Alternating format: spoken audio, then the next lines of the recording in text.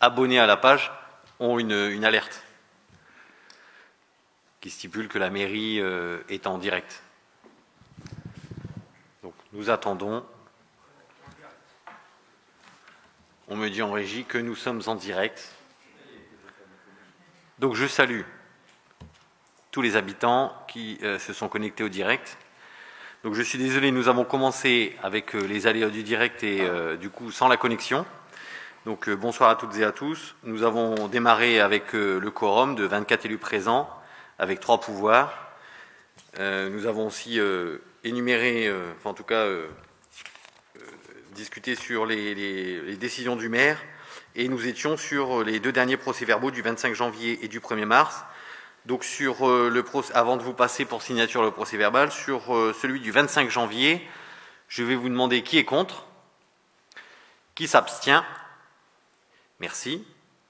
Vote à l'unanimité. Et le procès-verbal du 1er mars, qui est contre, qui s'abstient. Vote à l'unanimité pour le procès-verbal du 1er mars. Donc nous allons vous le faire passer. Je commence par M. Chevilla, comme ça pendant qu'il tourne, nous allons pouvoir, vu qu'il est rapporteur du point numéro 3 sur le règlement budgétaire et financier, il va pouvoir commencer dès qu'il aura signé.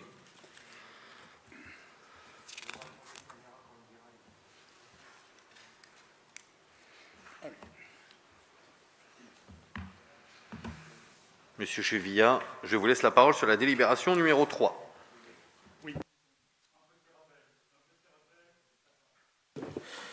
Un petit rappel. Donc, nous avons adopté en décembre dernier de passer sur le M57, sur la nomenclature budgétaire. Il se veut que cette nomenclature du M57 nous oblige à avoir un règlement budgétaire et financier. Ce règlement budgétaire et financier, nous, à Mézières, on le fait à titre expérimental. Donc on est une des seules communes de la région à avoir opté pour cette expérimentation. Donc, elle démarre là-bas. Donc ce règlement budgétaire et financier, ce n'est pas quelque chose qui change tout. C'est simplement de rappeler les règles une par une de ce que doivent être les principes budgétaires dans une commune. Il y a quelques petites évolutions entre l'ancienne nomenclature qui était la M14 et pour passer en M57. On les a évoquées en commission, je n'y reviendrai pas. Donc ce règlement budgétaire, il est là pour décrire des procédures, il est là pour créer un référentiel, il est là pour rappeler des normes. Il est aussi pour combler les vides juridiques. L'adoption de ce RBF répond aussi à plusieurs objectifs. Définir des modalités de la mise en œuvre du programme politique. Garantir une information claire et transparente. Et converger vers une unification des règles de gestion applicables aux crédits communaux en définissant des règles de fonctionnement. Un RBF a donc été rédigé, donc on a travaillé beaucoup avec l'ensemble des gens, Madame Rouland, les gens de la comptabilité qui sont fort impliqués dans cette démarche et qu'il faut saluer aujourd'hui.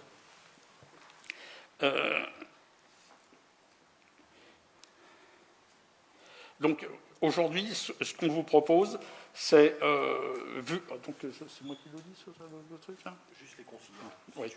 Oui. Considérant que le projet de règlement budgétaire et financier est conforme aux attentes de la majorité municipale et qu'il est adopté par ses dispositions à la taille et au fonctionnement de la commune de Mézières-sur-Seine, il est proposé aux membres du Conseil d'adopter le règlement budgétaire et financier pour la commune de Mézières pour la durée du mandat. Je laisse la parole à Monsieur le maire. Merci, Monsieur Chevilla. Y a-t-il des questions sur ce règlement budgétaire et financier? Non.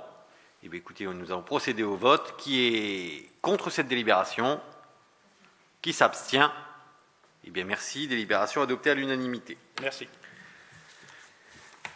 Ensuite, le point 4, en ce qui concerne les subventions aux associations de notre commune, ou des communes avoisinantes parfois, je vais laisser la parole à Monsieur Sébastien Martin, adjoint à la vie associative, qui en est le rapporteur.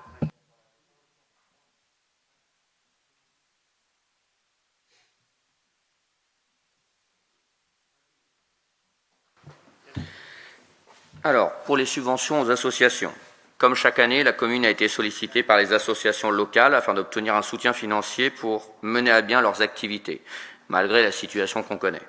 Les conditions d'obtention d'une subvention communale ont été définies dans le règlement budgétaire et financier adopté en séance de ce jour. Au regard des éléments fournis par chaque association, sauf 2 dont nous n'avons pas reçu les dossiers, une attention particulière a été portée en instruction des demandes sur les activités déployées par chaque association et sur leur situation financière. Au terme de cette étude, au cas par cas, il est proposé aux membres du Conseil d'allouer les subventions suivantes pour l'exercice 2021. L'association de soutien au para de la 82e Airborne, 300 €. L'Union nationale des combattants UNC, 200 €. L'Association méséroise des arts, les Amars, 9 300 €. Club de loisirs mésérois CLM, 4 000 €.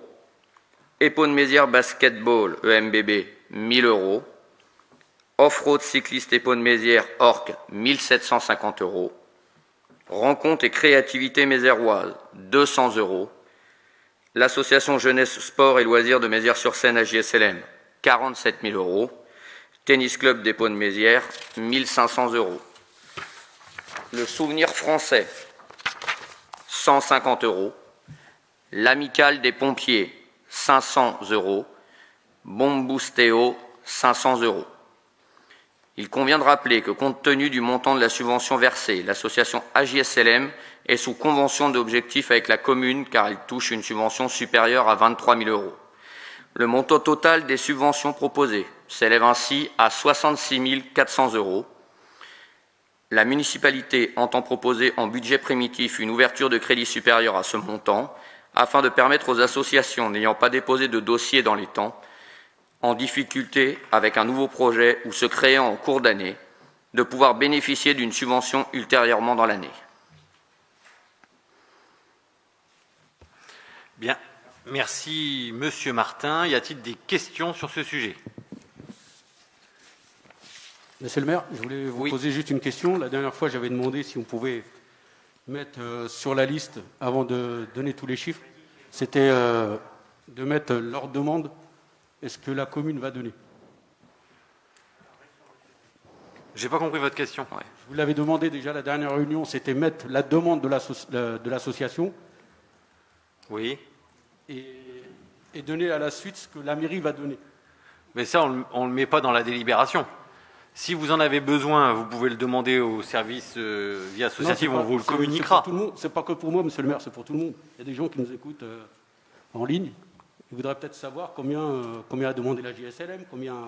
Alors peut-être que monsieur Martin peut répondre publiquement à cette question, s'il a tout en tête, ou à peu près du moins. Alors, Merci. pour la plupart des associations, on a donné la subvention qui était demandée. Sauf la JSLM, qui a dû demander plus de 50 000 €, 55 000, on a attribué 47 000. ORC a demandé 2 000 €, ils ont touché 1 750 €. Le Épône-Mézières Basketball, donc c'était sa première demande, ils ont demandé une somme supérieure à 8 000 €. Et comme on ne sait pas comment ils travaillent et qu'on n'a pas eu de retour, on a fait le choix de les aider à hauteur de 1 000 €, ce qui, étant donné la moyenne de ce qu'on donne aux autres associations, nous paraissait tout à fait normal. Et le tennis club éponnois doit avoir une demande autour de 2 000 € et on a accordé 1 500 €.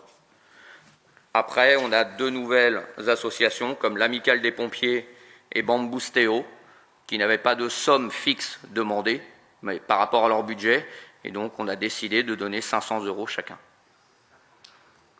Donc pour les habitants qui nous regardent, et aussi pour les élus, je l'espère.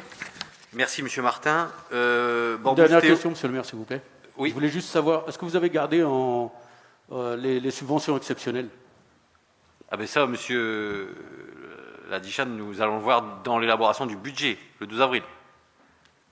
C'était juste une question, monsieur le maire. Je vous réponds. D'accord. Nous verrons ça en temps voulu. Je crois que la réponse, je l'ai donnée. Hein.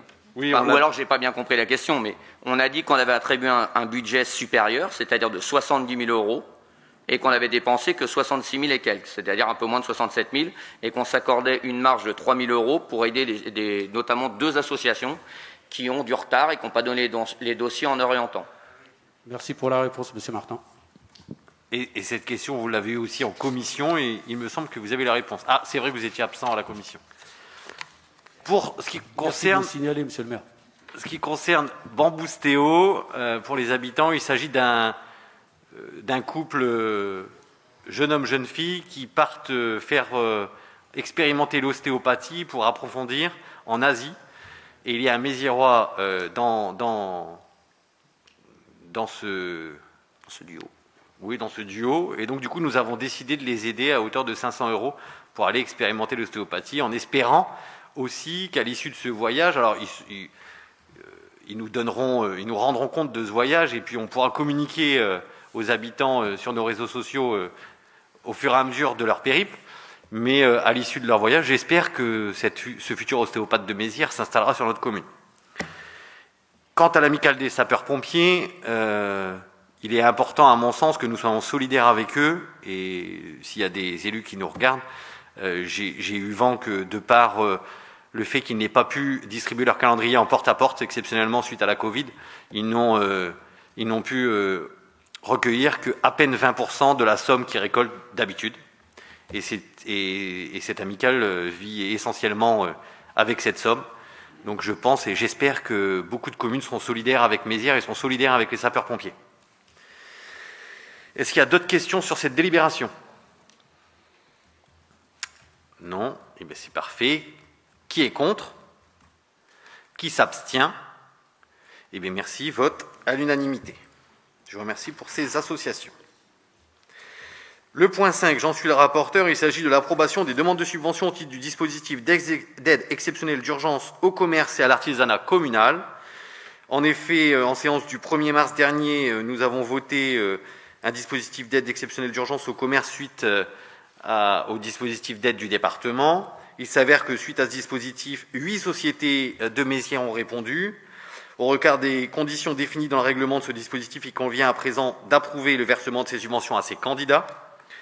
Par enseigne, l'hôtel Brasserie des Deux Gares a demandé 16 242,88 €. Nous décidons, en tout cas nous proposons ce soir, de leur attribuer 10 000 €. Le restaurant Royal de Mézières demande 13 000 €. Nous déciderons certainement ce soir de lui attribuer 10 000 €. Le café Bar Tapas, le Marsaria, demande 7 687,64 € et nous proposons le montant de la subvention identique. Le salon Épithète, le salon de coiffure, demande 885,58 €. Nous proposons la même somme. Le Sandra Esthétique demande 2 460 €. Nous proposons la même somme. Les Jardins de Mézières, 3 195,43 €. Nous proposons la même somme. Le tatoueur Possédé demande 2 400 €. Nous lui proposons la même somme. Le Esthétique Instant Relaxant demande 400 €. Nous lui proposons la même somme. Il est précisé qu'une fois ces subventions allouées, si c'est voté ce soir, la commune sollicitera le département des Yvelines une participation à hauteur du même montant. Aussi, considérant les impacts économiques, sanitaires et sociaux du Covid-19 sur les activités liées au commerce, à l'artisanat et à la restauration et à l'hôtellerie dans les Yvelines, notamment pour la commune de Mézières-sur-Seine, et ayant pour conséquence de renforcer les difficultés initiales de développement de son tissu commercial. Considérant que les sociétés ayant déposé un dossier répondent aux conditions déterminées dans le règlement de l'aide exceptionnelle d'urgence au commerce et l'artisanat local du département, considérant qu'une subvention à hauteur maximum de 5 000 € sera attribuée aux commerçants et artisans ayant une activité commerciale, et qu'une subvention à hauteur maximum de 10 000 € sera attribuée aux professionnels de la restauration et ou de l'hôtellerie, il est proposé aux membres du Conseil de verser une aide exceptionnelle d'urgence aux commerces et aux artisans communaux, comme détaillé dans le tableau que vous avez toutes et tous reçu et que je vous ai lu. Y a-t-il des questions? Des interventions? Non, je vais procéder au vote. Qui est contre cette délibération? Qui s'abstient? Je vous remercie toutes et tous pour notre commerce local. Et j'espère qu'ils nous regardent et qu'ils en seront ravis. Point 6. Modification du règlement intérieur du conseil municipal. Lors de l'élaboration du règlement intérieur du conseil municipal en juillet dernier, la municipalité avait souhaité associer l'ensemble des conseillers municipaux à la validation des procès-verbaux et comptes rendus du conseil en leur transmettant ces derniers sous un délai de 8 jours. Or, regrettant les dérives des débats entretenus sur les réseaux sociaux par certains conseillers, alors que ces documents n'ont pas vocation à soulever des polémiques politiques en dehors des échanges démocratiques au sein du conseil au cours de la séance de leur validation, ni être diffusés avant d'être approuvés par le vote en séance des élus du conseil municipal. La municipalité entend revenir aux principes posés par le texte. Ainsi, les articles 29 et 30 du règlement intérieur ont été revus de manière à éviter toute diffusion dans leur version projet ou toute digression sans rapport avec leur objet. Il convient d'ajouter que malgré restrictions posées par la crise sanitaire, la municipalité assure la diffusion en direct de la tenue du conseil, permettant ainsi à tout citoyen de pouvoir y assister depuis le lieu de choix. Ce qui est fait ce soir avec un direct qui en plus est largement regardable a posteriori.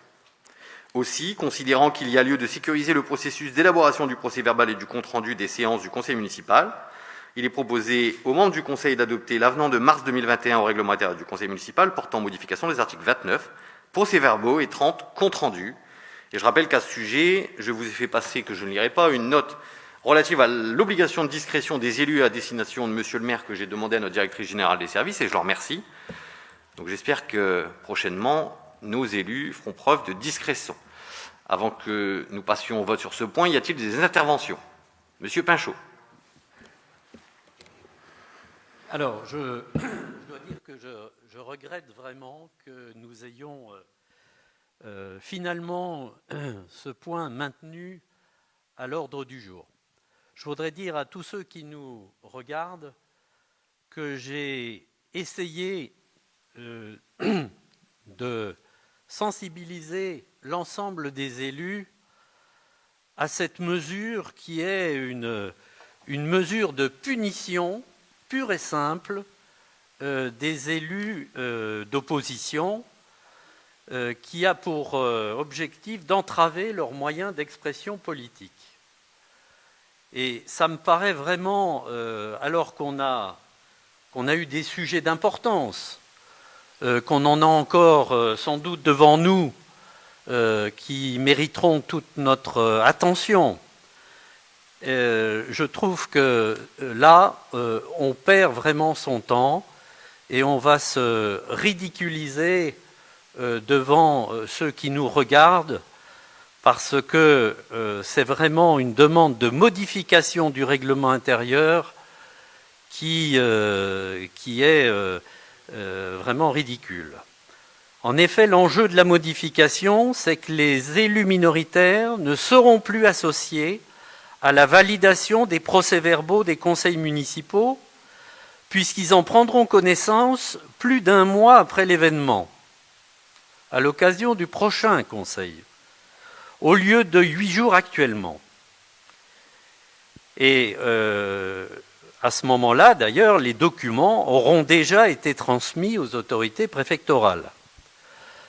Par conséquent, s'il y a des amendements que les élus minoritaires souhaitent obtenir dans la rédaction de ces documents, ce sera trop tard, et de toute façon sans intérêt pour personne, car ça arrivera après la bataille. Et c'est bien ce qui est recherché. Moi, je trouve que c'est une démarche vraiment très surprenante, parce que d'habitude, quand on fait ce genre de manœuvre punitive, eh bien, on enrobe tout ça derrière des prétextes techniques, des alibis plus ou moins imaginaires. Manque de temps, on retarde parce qu'on manque de moyens, on ne peut pas tenir les délais, etc. Ici, rien de tout ça. On écrit qu'on va gêner de cette manière les élus d'opposition et en plus, on est fiers. Alors là, chapeau, parce que dans la traditionnelle note de synthèse qui est diffusée par la mairie en accompagnement de l'ordre du jour, eh bien les motifs réels de cette mesure que vous venez d'évoquer d'ailleurs, ils sont avoués sans détour. Il s'agit de museler l'expression publique des élus d'opposition en les empêchant d'utiliser ces documents pour communiquer et rendre compte de leur mandat. Alors, qu'est-ce qu'ils ont fait, ces méchants élus, pour mériter cette punition? Il y a un premier reproche. Il y a, dites-vous, des dérives dans les débats entretenus sur les réseaux sociaux. Alors là, il y a deux mots importants, c'est dérives et c'est réseaux sociaux. D'abord, rendez-vous compte que l'opposition ose utiliser les réseaux sociaux pour s'exprimer. On aura tout vu. Quelle offense, c'est grave. C'est vraiment le summum de la gravitude, comme aurait dit Ségolène Royal. Mais ce n'est pas tout. Pour M. Fontaine, il y a les bons échanges à distinguer soigneusement des dérives des débats. Ce n'est pas la même chose.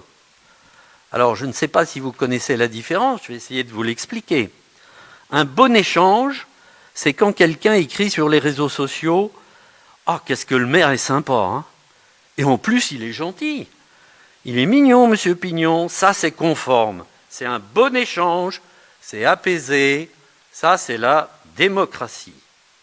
Par contre, si quelqu'un dit « Excusez-moi si je vous demande pardon, monsieur le maire, mais je ne suis pas tout à fait d'accord avec ce que vous venez de dire. » Alors là, non. Alors là, c'est pas conforme, là. Le débat dérape, là. Attention, hein, la polémique n'est pas loin. Alors là, c'est la dérive, là.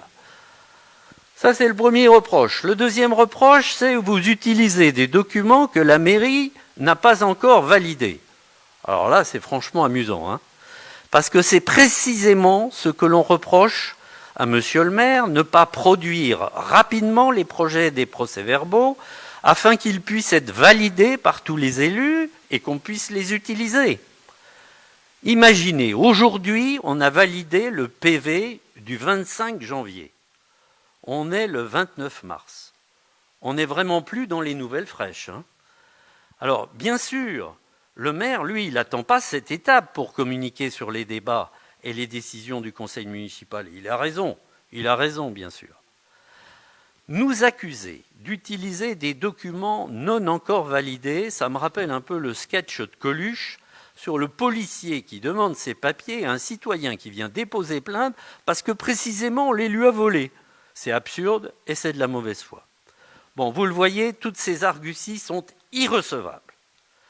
Mais comme très souvent, quand on monte une machination pour nuire à ses concurrents politiques, on se prend très souvent soi-même les pieds dans le tapis. Et on obtient souvent l'effet inverse de celui qui était recherché. Ça sera sans doute le cas également pour cette opération, puisque le seul effet à peu près sûr sera la démonétisation totale des procès-verbaux en tant que document d'information produit par la mairie. Le fait qu'ils paraissent si tardivement va évidemment les rendre obsolètes et sans aucun intérêt avant même qu'ils paraissent. Donc c'est une mesure qui va atteindre d'abord la crédibilité de la mairie et qui va toucher ensuite tous les Méziérois intéressés par l'actualité municipale. Quant à l'opposition municipale, elle en a vu d'autres, hein. Elle a le cuir épais. Peut-être en profitera-t-elle pour suppléer la défaillance de la mairie et diffuser ses propres PV des conseils municipaux, puisqu'on lui ouvre un boulevard pour le faire.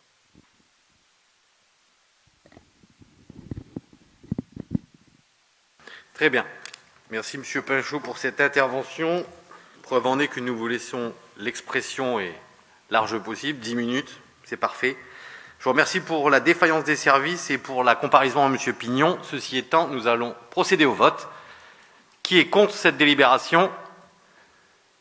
M. Pinchot, Mme Nold, M. Adichan et Mme Gau. Qui s'abstient? M. Brequeville. Merci.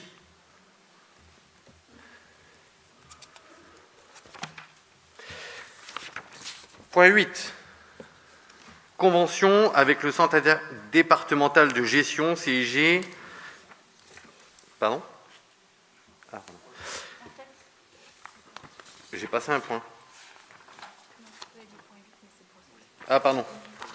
Point 7, renouvellement de la convention mise à disposition du service de police pluricommunale Épône-Mézières. Monsieur Padeloup, nous vous laissons la parole. Bonsoir à tous. Comme vous l'avez peut-être déjà entendu dans la presse suite au communiqué qu'il y a eu il y a quelques temps, donc vous n'êtes pas sans savoir qu'il y a donc une police pluricommunale entre Épône, Mézières, La Falaise. La Falaise n'a pas souhaité reconduire la convention pour... pardon, Nézel, excusez-moi. Nézel n'a pas souhaité reconduire la convention pour des raisons qui lui incombent, principalement financières. Donc à l'heure de sa création, le conseil municipal en 2017 avait accordé la signature de cette convention à la mairie. Et donc cette convention s'est achevée le 31 décembre dernier. Et à cette occasion, donc, comme je vous le disais, la commune de Nézel a fait part de son souhait de ne pas la renouveler. Aujourd'hui, d'autres communes du territoire pourraient quant à elles rejoindre cette convention à compter de l'année prochaine. Donc c'est des sujets qui sont en cours de discussion, sans aucune certitude pour l'instant. Mais à date, il est proposé, dans l'intermédiaire, d'adopter une nouvelle convention de police pluricommunale entre nos communes d'Épône et de Mézières, avec des dispositions similaires à celles ayant régi la précédente convention. Aussi, considérant le projet de renouvellement de la convention de mise à disposition des services de police municipale entre les communes d'Épône et de Mézières-sur-Seine, considérant que rien ne s'oppose au renouvellement de la convention de police pluricommunale entre Épône et Mézières-sur-Seine, il est donc proposé aux membres du Conseil d'adopter la convention de mise à disposition du service de police pluricommunale Épône-Mézières-sur-Seine et d'autoriser Monsieur le maire à signer ce document. Bien, merci Monsieur Padeloup. Y a-t-il des questions ou interventions sur le sujet? Je voulais juste demander, avez-vous... Attendez, Monsieur Lassagne, Monsieur Alberstadt.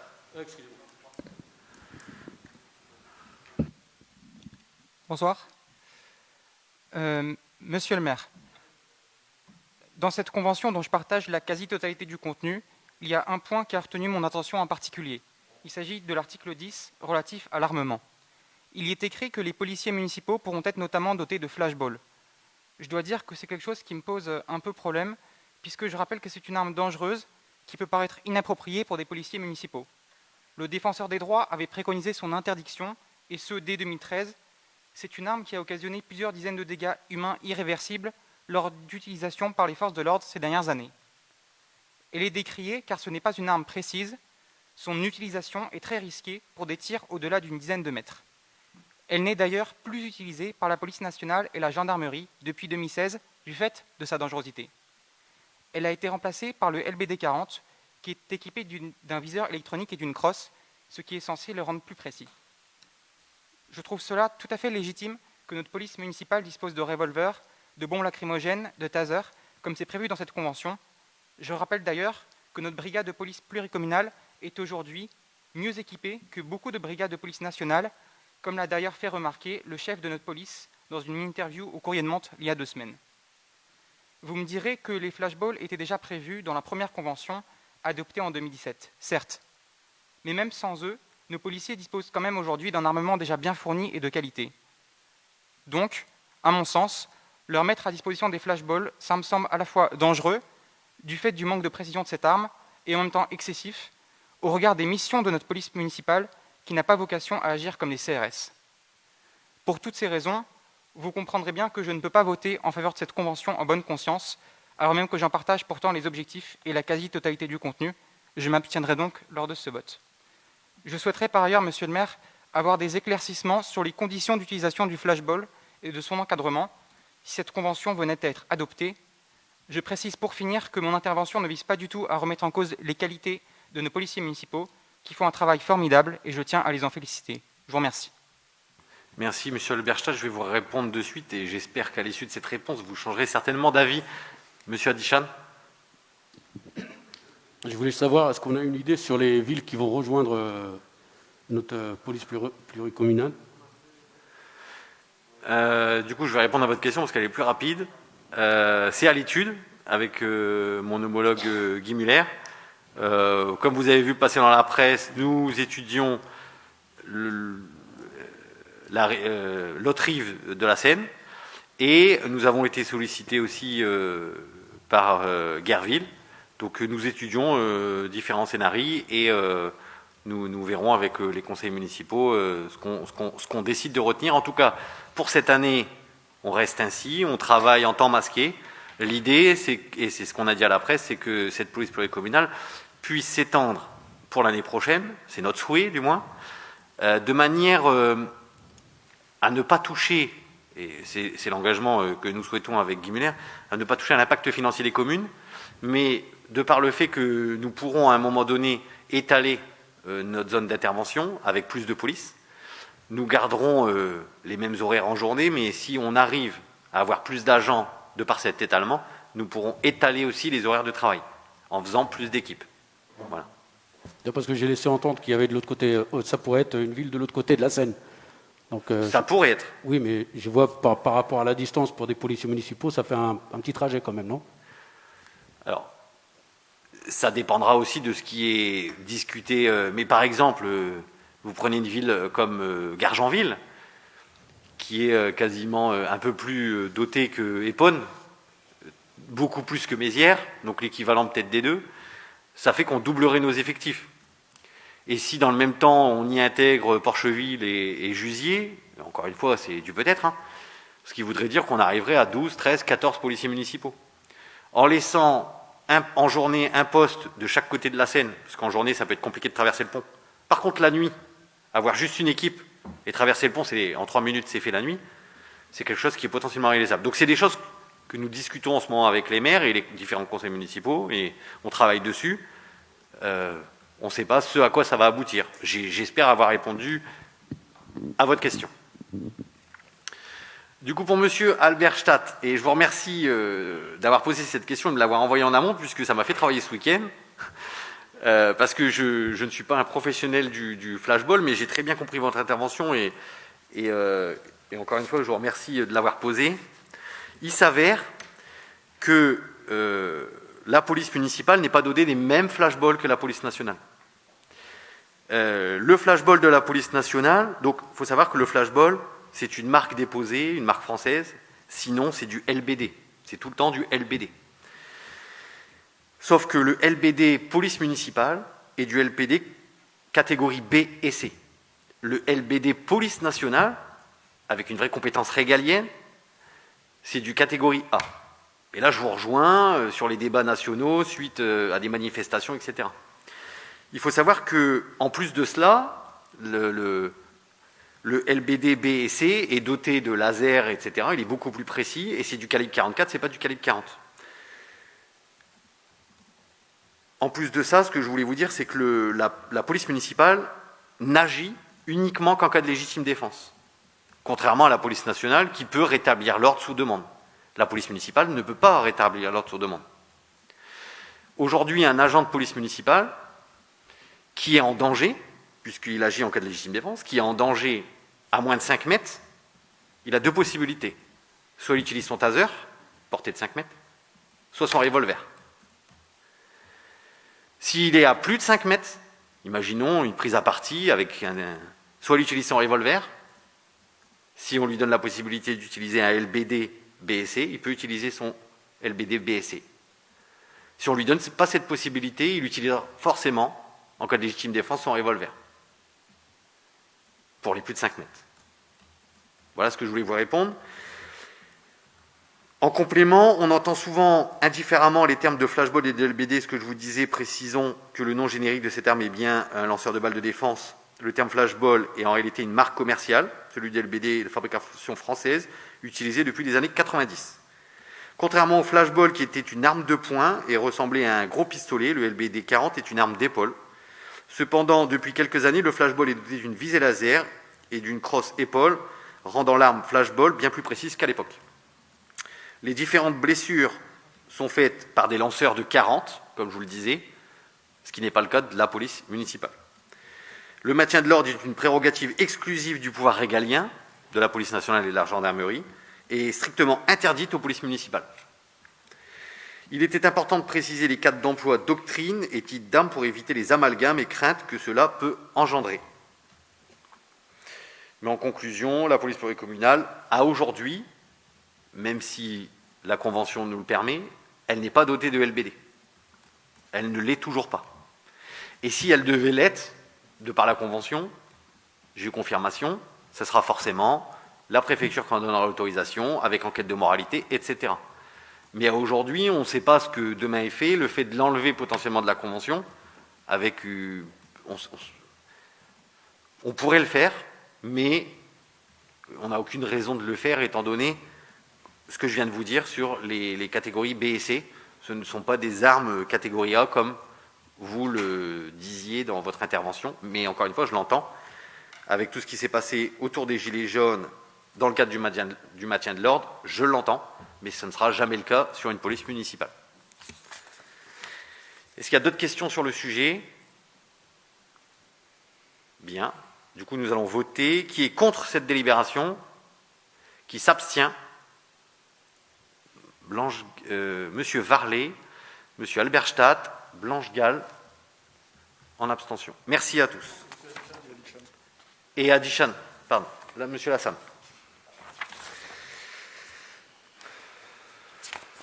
Ensuite, le point 8. Convention avec le centre interdépartemental de gestion pour l'établissement des dossiers de retraite. Donc, pour rappel, la commune de Mézières est affiliée au CIG, affiliation obligatoire compte tenu du nombre d'agents employés pour la gestion et le suivi des carrières. Compte tenu de l'arrivée prochaine d'une nouvelle responsable au sein des services des ressources humaines, concomitant avec l'instruction de plusieurs dossiers de demande de retraite, il semble opportun de faire appel au service de retraite du CIG pour mener à bien les demandes de ces agents communaux dans le respect des délais normaux d'instruction de tels dossiers.